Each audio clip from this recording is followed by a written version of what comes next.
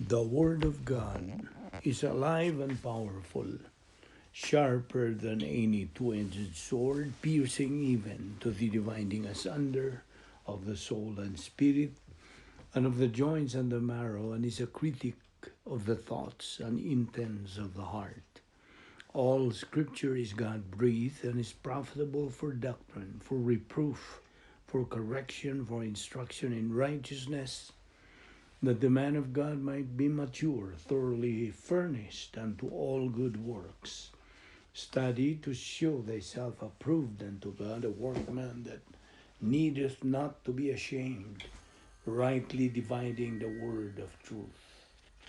John 10, verse 10, I am come that they might have life, and that they might have it more abundantly. Matthew 25:21, his Lord said unto him, Well done, thou good and faithful servant. Thou hast been faithful over a few things.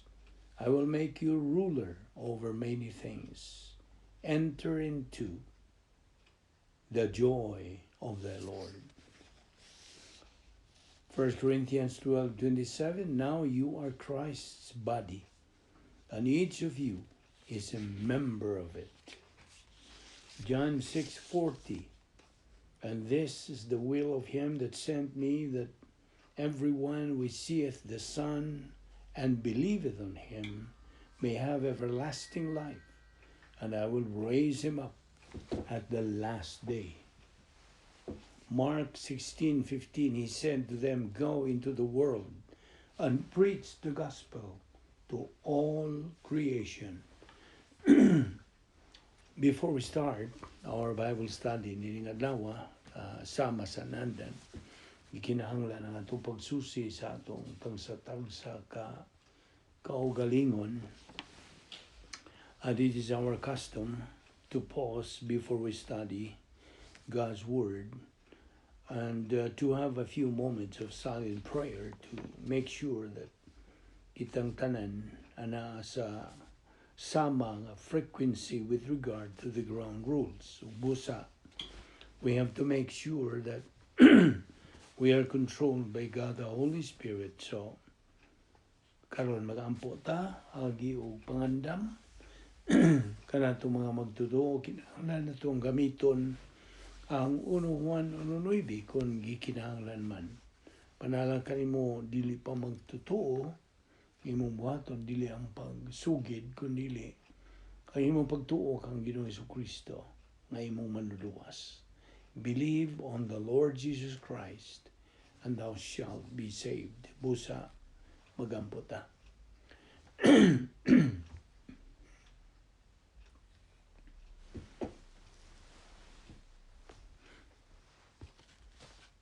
Magampo ta, Ama namong Diyos, nagapasalamat kami kanimo ning lain sa mga higayon, sa among pagpadayon, sa pagtuon sa among pulong. Bani kami karon, pinagis pagtudlo ka na mas balang Espiritu Santo, the only teacher of truth, tangtang kini mga babag nga ni sa mong nahuna, o nga kami makakaton pa og dugang kamaturan sa imong igatudlo ka na mo ning adlaw. Kining tanan among gipasalamatan sa ngalan ni Ginoong Jesucristo. Amen. The most fantastic life on earth mo kini atong uluhan sa atong dugukan, sa atong hilisgutan nga pagtulunan. Okay? Now, kita ang mga magtotoo atong naghisgutan kini kagahapon, labihan sa kadaghan nga mga kaayuhan nga itong na dawat gikan sa Dios niadtong yung higayon nga itong gituuhan gidawat sa Ginoong Jesucristo nga itong manluluwas. Kihatagan kita kinabuhing dayon, ana na kita pagkikambitay o kanang pagkahiusa kang Ginoong Jesucristo hangtod nahimo kitang anak sa Dios, nahimo sa kita mga sakop sa rianong panimalay sa Dios, nga tao kita pag-usab, bago na kitang binuhat, kita na matarong, Yes, sangkapan kita o gisuluban kita sa pagkamatarong sa Dios. Gitimbrihan kita sa Espiritu Santo. Nga atungan gisuwat na dito sa Lamb's Book of Eternal Life. Nahimo na kitang santos, sanctified. Kumika ni yadtong positional truth nga nahitabo.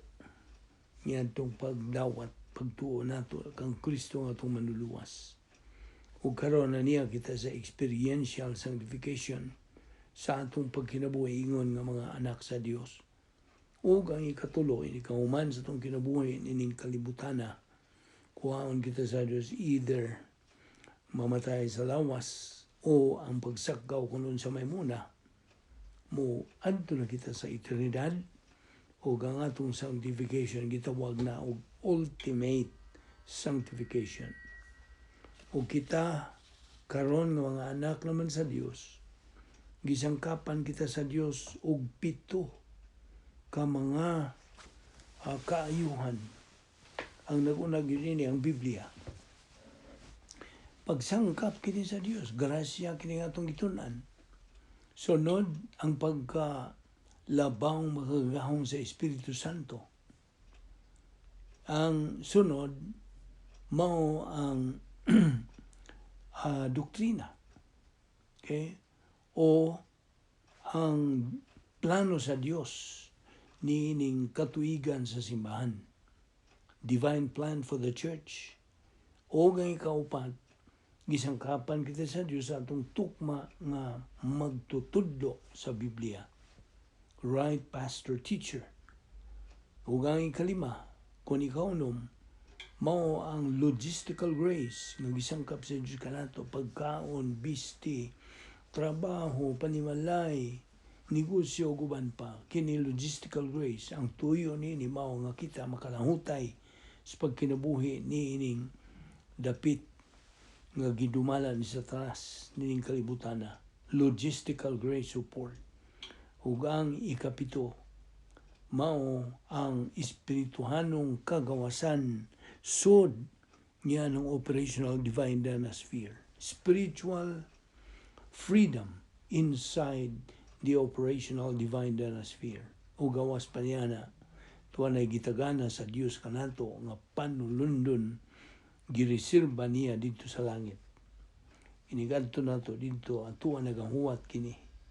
Kung ikaw nagmadinaugon sa imong Kristohanong kinabuhi ug nagakinabuhi kanining labing mabulokong kinabuhi dinis kalibutan, then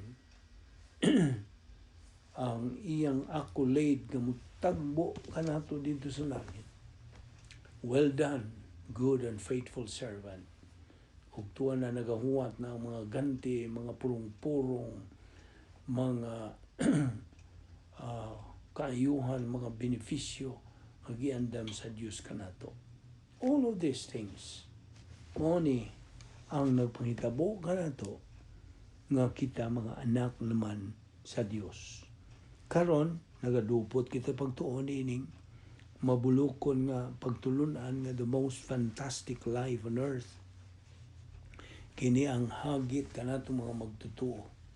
Kung buot kitang mga kinabuhi nining labing mabulokong kinabuhi, then atong saluhan, ambitan kini mga pulong sa Dios nga atong gitunan aron mao kini atong magamit sa atong adlaw-adlawng panginabuhi aron sa ingon niya na mga kinabuhi kita niining labing mabulokong kinabuhi dinhi niining kalibutana.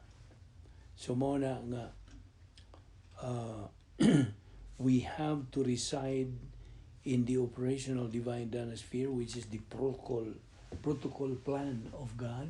Usa ka na sa ngalan niini. Gawas pa kini gitawag o God's power system. Sistema kini sa gahom sa Dios. Ang love complex, the Christian way of life, a believer's royal palace, a believer's perfect environment on earth. Perfect. So mo ka na kita magmadimugon sa atong kinabuhi o makagamit kita sa mga provision, mga kasangkapan nga gihatag sa Dios kanato ingon nga iyang mga anak. When a believer uses God's grace provision, his life is fine and easy. Apan kung siya musalikway lamang, di niya panumbalingon kini, ang iyang kinabuhi malisod.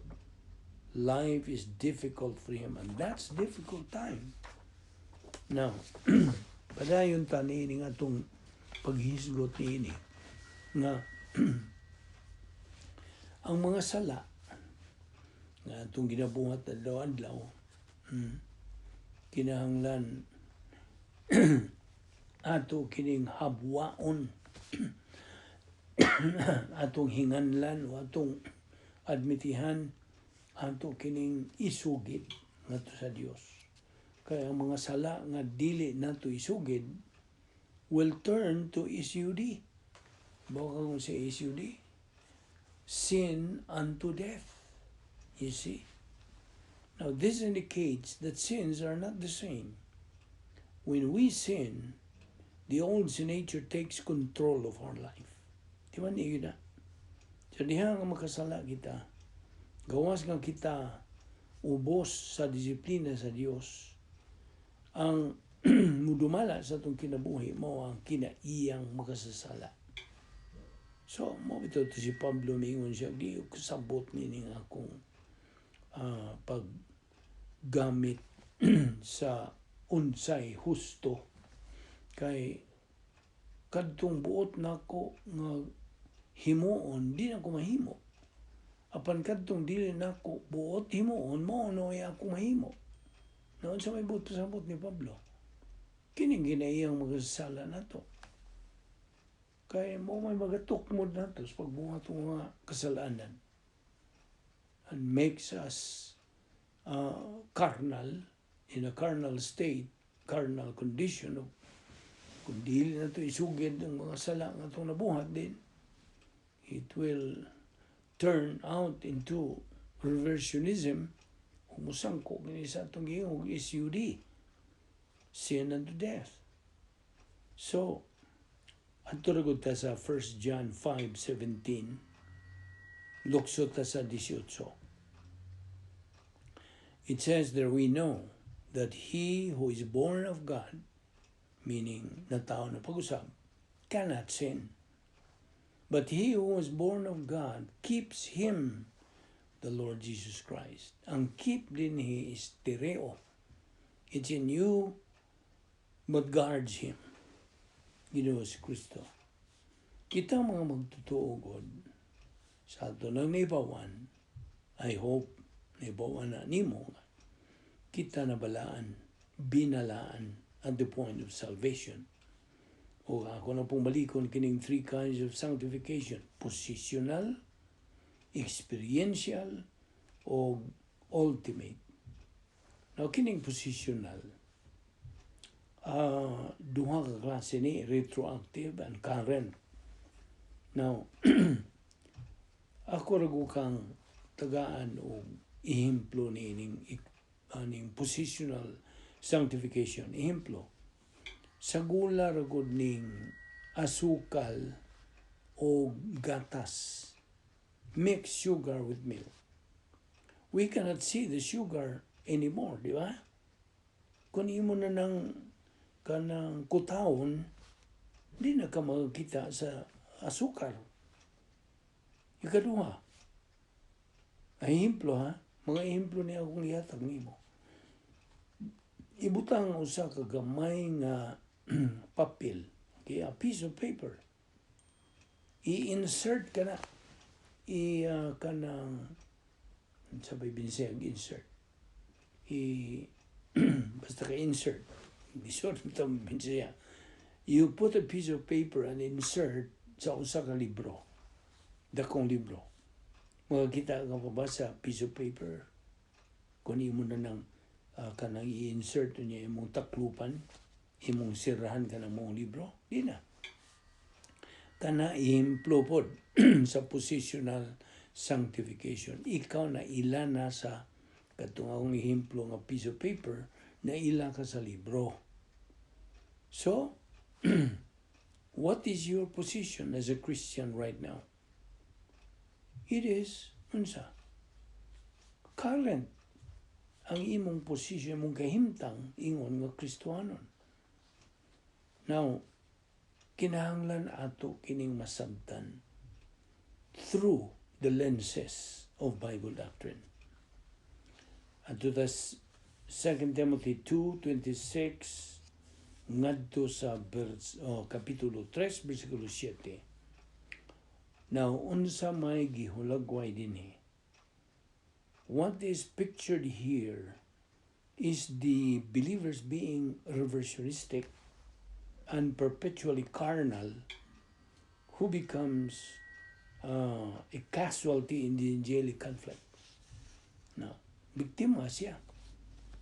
Kanang pildi siya niining gubat nga langit nun.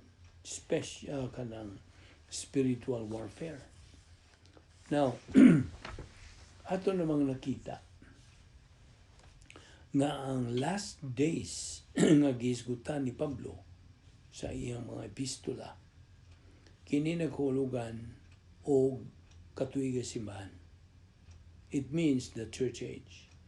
Nga diin, labis kadaghang mga magtutuo negatibo ngadto sa pulong sa Dios. Karon panahon na.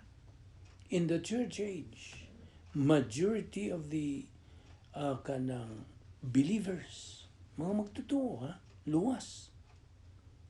Mayoriya kanang bagang doon sa mga igsuon tang mga magtutuo, negatibo, way gana, way gugma, way tinguha, way kainit, way paggahin o panahon sa pagtuon sa pulong sa Dios. They are negative towards doctrine. Inumdum ka nga kining atong katuigan, gawas ng katuigan simbahan, katuigan kini sa apostasiya. Okay, bawa naman ka. Kung sabot ni apostasy. Ang mga katauhan, nagkalayo, nagikas kamatuuran. So, ang kadaghanan ginoon, di kay nagkalayo, kadaghanan, wala nagyudoktrina. Subo, gid kayo palandungon ang pagpakya sa simbahan ni ining bahina. You remember the volitional responsibility and the divine punishment. Double punishment ni. Kaniya itong isgutan. The law of volitional responsibility o divine punishment. Now, na ay mga sala nga musangpot ngadto sa kamatayon.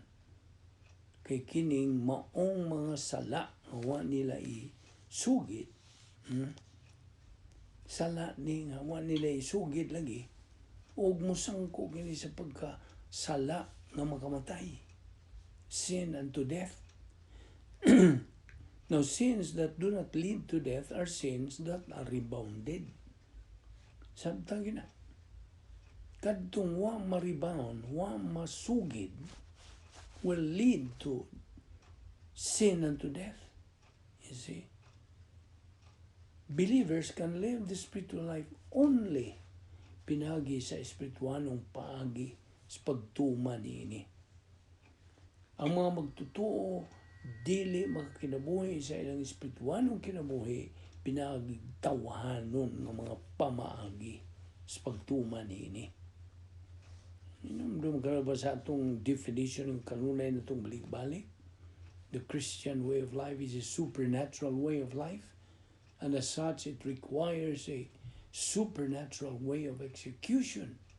Kaya supernatural way of execution, spiritual ni, dili tawhanon. Again, it's a matter of choice. Okay? Kay ang mga magtutuo God, mahimo nga makapili nining duha. There are two options for believers. Either to live and learn or learn and live. Narana niya nga magtutuo. So akong balikon, believers can live and learn or learn and live. Nanibaw na magkakonsepto sa sabot nini. Believers can live and learn. mahimong pagkakinabuhay sila niya. Litero na sa later on na ang iyang pagkaton o ang kapilian niyang lain mo nga magkaton siya una niya kinabuhi. Kasabot ka? Live and learn or learn and live. It is a matter of choice. Now, karon mo tanan po kunimo. What is your position as a Christian right now? Okay. Ato ra kong reviewon. Let us review. At the point of salvation, you were set apart to God. Gusto? Ano siya sabot niya na? You were set apart to God. In a split second after salvation, you became a child of God. Gawas pa, you were baptized by the Holy Spirit. Gawas pa, gisilyuhan o gitimbrihan ka sa Espiritu Santo. Uguban pa. Yeah? Now, unsa katutong tulog ka mga matang sa sanctification, pagbinalaan, positional, experiential, o ultimate. Unsa ning positional?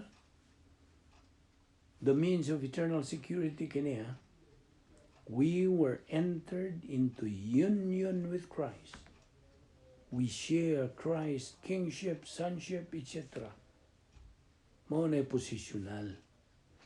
Kunyang experiential, ang ato nang alawad lang kasinatian sa atong Kristiyanong paagis pagkinabuhi.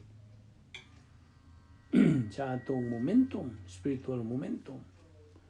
Kunyang ikatuloy, ni kauman sa atong kinabuhi ning kalibutan na din, kuhaon kita sa Diyos either by physical death or the rapture. Whichever comes first.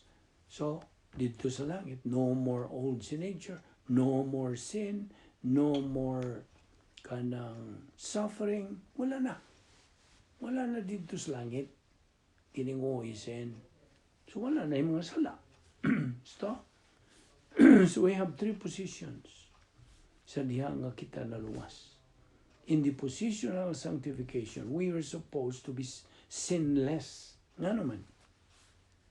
Ibaw nga no? Tungod kay, we were born again inside the operational divine dynasty. Ang Espiritu Santo, mitimbre ka na to permanently. Permanente ka itong iyang pagtimbre. They were all automatic. Sabot? Now, siguro after few seconds after that happens, immediately we face the experiential sanctification. Now, of course, volition is now at stake after salvation. Maunay nag-una nga isyo nga itong ginaatubang. Ingon nga mga Kristohanon. Volition atong kabubuton. So, of course, muhimo itong mga desisyon matagutlo sa itong kinabuhay. Gusto? Yes. So, gulpas buntag, ining mata na to, hangtod na si katuog na po nato sa pagkagabi. Sige lang kitang himo mga desisyon, hala, desisyon. O kita rabagyod ang manubang yan. We are the only one answerable, responsible, and accountable. Tanan na mga desisyong himuon yan ang adawa. You see? Kita ni mo, saka manungdanon kini nga itong kabubuton. Gihatagan na pag ito hingpit nga kabubuton. Hingpit nga kagawasan sa paggamit niya na. You see? God has given us perfect freedom. Anbot pa sa bot nga, kumplito. Way kuwang. Gihatagan tag kagawasan nga. Kumplito. Apan, uban yan ang mga kagawasan, mga imong responsibilidad. Kaya di man na sila mahimong buwagon. They go in tandem. Volition and responsibility. Sabot ka? So therefore, volition is at stake after salvation. Human tamang tao pag-usap.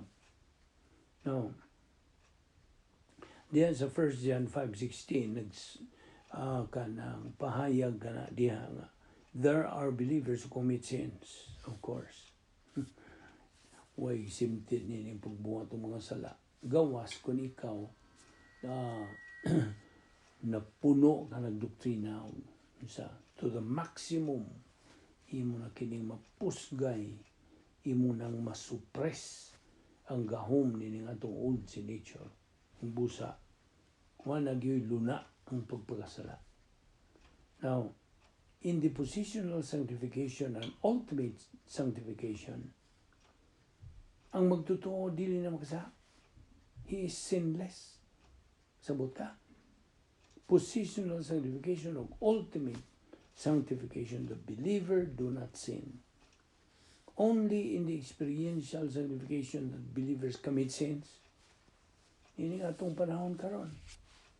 Kaya niya man ta sa believer in time, experiential sanctification mga itong yatubang. We commit sins. Apan it's a matter of choice lagi. Kung magpagkasa ka pa ba o dili.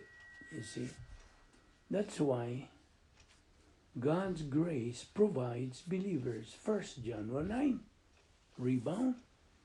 Tiyaw mo na. Isang kapan gyapon ta sa Dios paagi nga grasya aron kita mahibalik. Recovery technique.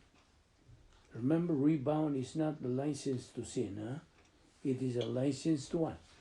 To serve. Kaya dili ta maka-alagad sa Dios kung naatay mga salanggi, hambin diya sa tukala. Kinangay sugid ka na. Iwakli na ng tanan, lubong na na. Isolate ka ng mga sala. Now, ang Diyos always reminds believers sa pagpuyo, sulod niya ng Operation Divine Danosphere. Kaya kini mo ang normal nga kinabuhi sa matag magtotoo. Normal. O gana diha, ni mo masinati kining atong the most fantastic life on earth. Now, nakadungog ka ba? Anhanam nato masinati kining labing mabulokong kinabuhi nining kalibutana.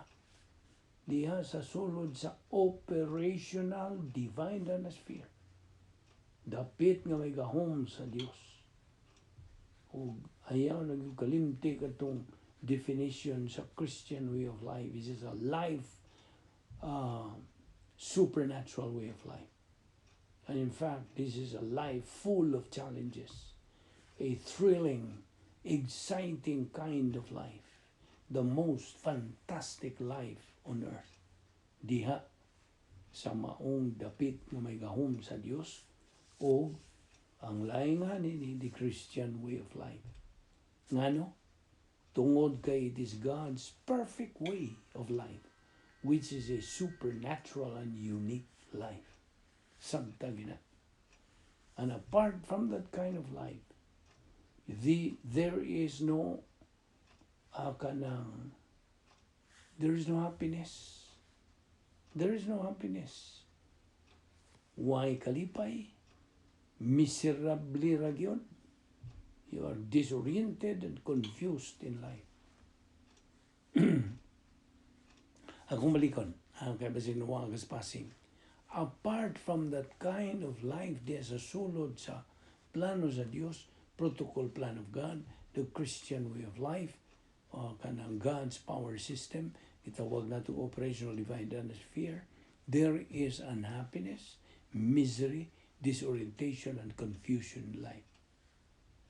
So every time believers out of line, meaning makarnal sila, reversionista, kung saan man sila sa Diyos, disiplinahon. You see? God punishes them. Anak ko sila sa Diyos. Whom God loveth, He chasteneth. But why are believers being punished? Nga naman. Believers are punished. Disiplinahon sila. Pantunon sila. for disobeying and dishonoring the Lord, pinagi sila sala. Kasabot ka. It is not sin itself. Ang ilang pag-disobey, why tuman sa pagsupak nila sa Diyos. Muna, they are being punished. Now let us clarify this again. You are disciplined because you have sinned. You are not disciplined because of your sin. Nga naman. Because all of your personal sins were already judged at the cross. Correct? Hukma na ang tanan ng mga personal ng mga sala dito sa cross. Sa gibuhat ni Jesucristo nga buhat sa kaluwasan. I hope you understand this line of thought, this point of doctrine. Samtag ini. So to be sure you understood this point clearly, ikaw nga magtotoo, disiplina ka tungod kay you have sinned. To be sure you understood this point clearly, ha? Ikaw nga magtotoo, disiplina ka tungod sa imong pagpakasala. You have committed personal sins, pinagi sa desisyon sa imong kabubuton to what? To sin. Ano? Sige magunag tuod ning old sinitsure. Sige na, pagkasaan na, alaandar na. Mamuna iyang kanang tumong ug tuyo. Sige, tuod na nimo. Ala, pagpagkasaan na. Ngunya, ang imong kabubuton mo, imong desisyon. So, you commit personal sins through the decision of your volition to sin. Sabot? Now, you are being punished for committing those sins. Again, you are not being punished for your sins again. Why? Ano? Tungod kay ang tanan nimong mga sala have already been judged. Di hukma na dito sa cross. Understand? So, I hope nasabtan nimo na. So, therefore, kita gidisiplina, gipanton for grieving and quenching the Holy Spirit. Atong gisakit o atong gipalong ng Espiritu Santo sa diha nga kita makabuhat og sala.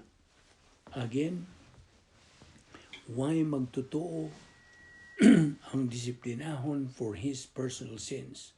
For they were all judged on the cross. Ako na pong ibalik ni. Aron gini, di na nimo makalimtan.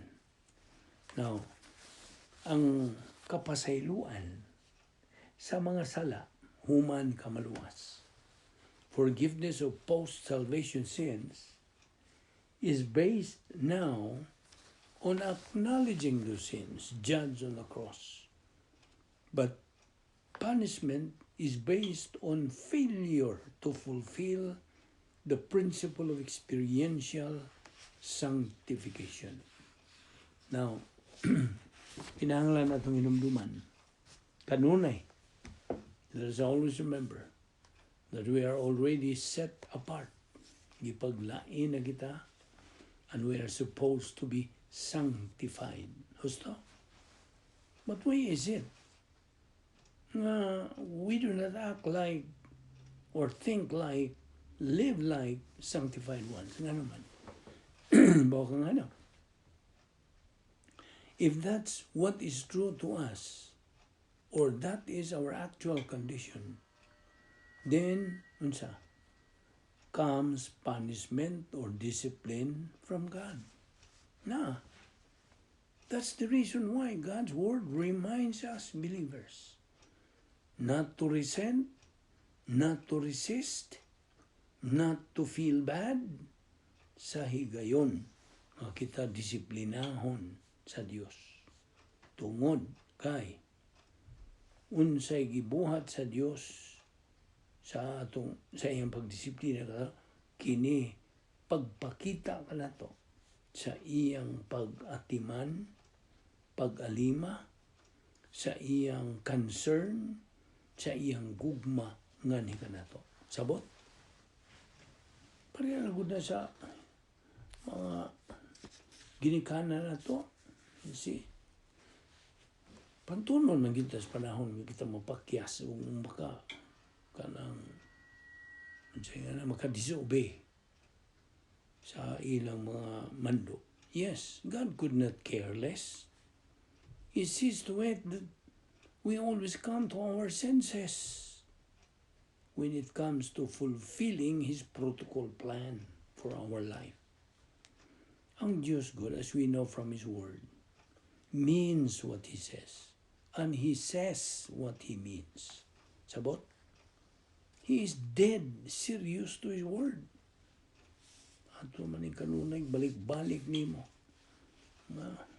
Seryoso ang Diyos sa iyang mga pulong. So, when God punishes us because of our disobedience, hinumduman yun na to. Kini. Kinahanglan atong dawaton ng iyang pagdisiplina kanato with willingness on our part. With humility, pagpaubos on our part. With gladness on our part. Convinced, of course, by the fact na God is actually manifesting His undying love and care for us. Iyang mga anak. I hope na sabtanin mo na. Dili man kabubuton sa Diyos nga pasakitan ta. No. It's not God's desire to hurt us, to harm us, but to remind us, to caution us, nga miserable ang usa ka magtutuo kung ato siya sa gawas sa kabubuton sa Dios out of His plan. Hinumdumi nga ang plano sa Dios why magatupong nini, it is the best and the highest. Gawas pa kining plano sa Dios is problem identifier, problem anticipator, problem preventor, problem solver. Nainundong ka pa ba niya na? God indeed is so gracious to make us realize yun sa taniya paghihugma. How wonderful His plan is for us. So much so that He cannot bear to see His children going out of life. Di niyo na kita kutob, niini nga itong pangisugot bahin niini, o nga ito ipadayo ni Ugma. Magampo ta. Balaan na mga Diyos, nagpasalamat kami kanimo sa imong grasya. Salamat sa imong gugma. Ay imong pag-alima, pag-antiman ka na mo, Diyos, pagsangkap sa among mga gikinahanglan nga way kulang. Your provision is perfect. Salamat sa imong nagmapadiyayunon nga paghiwugma ka na mo. Bisan dili kami takos. Salamat sa grasya nga buhi pa kami nini nga mong lawas. Timailan nga ang imong plano sa mong kinabuhi nagapadayon pa sa pagliho. Nag-aagad lamang kami sa imong hingpit nga plano. Salamat nini imong mga pulong nga among nagatunan sa imong pagpasabot, pagpatinaw ka na mo, pinagis pagtudlo ka na mo sa balang Espiritu Santo. Dili na mo ginikatan di bisag unsang mga kalipayon nining kalibutan na o Diyos. This is the best time that we spend during the whole day. Thank you, Lord, sa among pagpagambitay kanimo kung sa imong mga pulong. Gamita lang ang kining among ministry alang sa pagpalapad sa imong ngarian o sa pagsangyaw ngadto sa uban nga wala pa'y kalibutan mo pagyud sila alamag sa imong kabubuton. Lamdagi sila o kaamgo sila unsa ka manong danon kini mga butang ay labi na nga among pagtuon sa imong pulong bahin sa labing mabulokong kinabuhi samtang niya pa kami ng kalibutan.